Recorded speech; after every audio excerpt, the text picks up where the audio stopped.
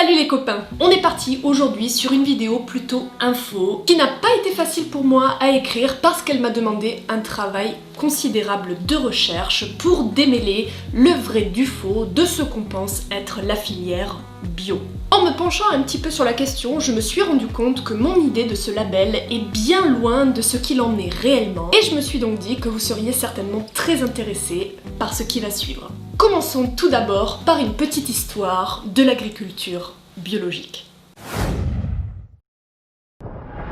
Le logo AB est apparu en France en 1985 et il répond aux mêmes normes que le logo européen nommé Eurofeuille créé en 2010. Ce label est une certification que le produit d'importation ou non, animal, végétal ou transformé, répond à un certain nombre de critères de qualité. Notamment, un produit certifié AB ou Eurofeuille doit être composé d'au moins 95% d'ingrédients issus d'un mode de production biologique, doit être exempt d'OGM avec une limite de tolérance à 0,9% du produit fini, exempt d'engrais et de pesticides issus de la chimie de synthèse, et provient directement du producteur ou du transformateur dans un emballage scellé sur lequel apparaissent les coordonnées. Alors oui, en effet, vu comme ça, ces critères de qualité peuvent paraître bien alléchants et pourraient justifier quelque peu les prix absolument exorbitants des articles bio du marché.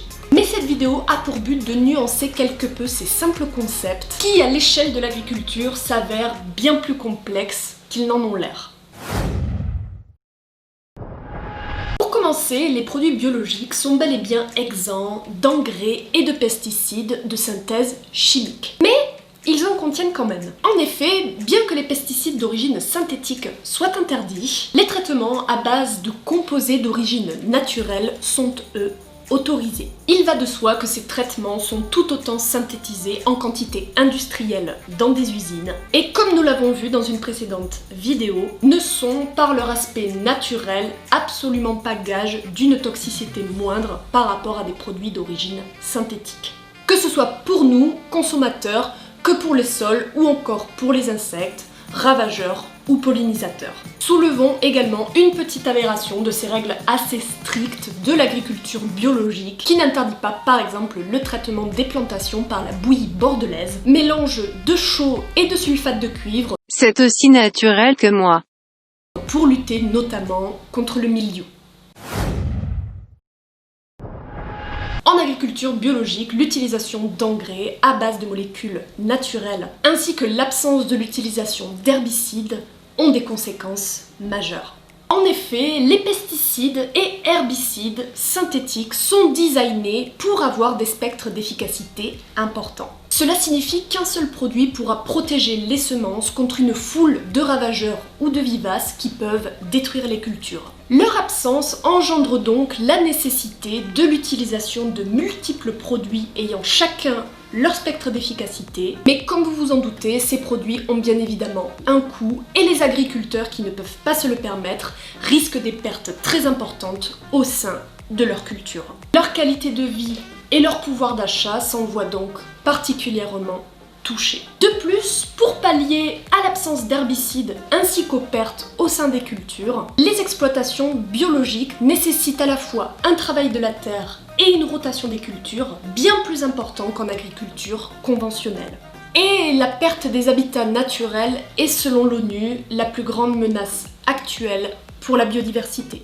La question de l'expansion des cultures biologiques, qui représente actuellement environ 8% des surfaces cultivées en Europe, est donc totalement discutable. Est-il vraiment judicieux de sacrifier des habitats naturels au profit de l'agriculture biologique dont le rendement ne sera pas suffisant pour assurer l'accès aux fruits et légumes aux populations les moins aisées dans un monde en expansion démographique ?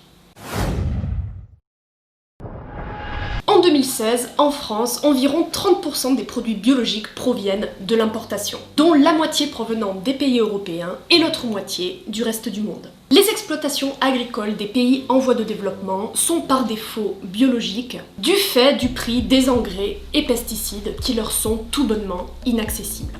En En revanche, le fait qu'un produit soit biologique ne garantit absolument pas des conditions de travail adéquates sur les exploitations, notamment l'interdiction du travail des enfants ou la bonne rémunération des producteurs. Il faudrait pour cela se pencher sur d'autres types de certifications basées sur le commerce équitable, mais qui ont également, dans un monde où l'argent domine, leur lot de scandales dont je vous parlerai certainement dans une prochaine vidéo. De plus, ces importations de produits, qu'ils soient d'ailleurs biologiques ou non, et qui se font majoritairement par avion, sont extrêmement coûteuses au niveau de l'empreinte carbone. Et c'est sans compter par exemple ces tomates ou concombres biologiques qui poussent en Espagne sous des serres chauffées aux énergies fossiles et qui représentent 70% de la part de tomates et concombres que l'on trouve à longueur d'année sur nos étals français. Les producteurs de produits biologiques français sont également autorisés à mettre en place ce genre de pratiques qui personnellement me paraissent totalement aberrantes. Heureusement, la réglementation au niveau du chauffage des serres pour les agriculteurs français est censée évoluer en 2025, avec l'obligation du maintien de la température au sein des serres grâce à des énergies de type renouvelable, et l'obligation de commercialiser ces produits au plus proche de la saison. Mais 2025 est encore loin. On ne s'étendra pas non plus sur les emballages plastiques obligatoires des fruits et légumes bio.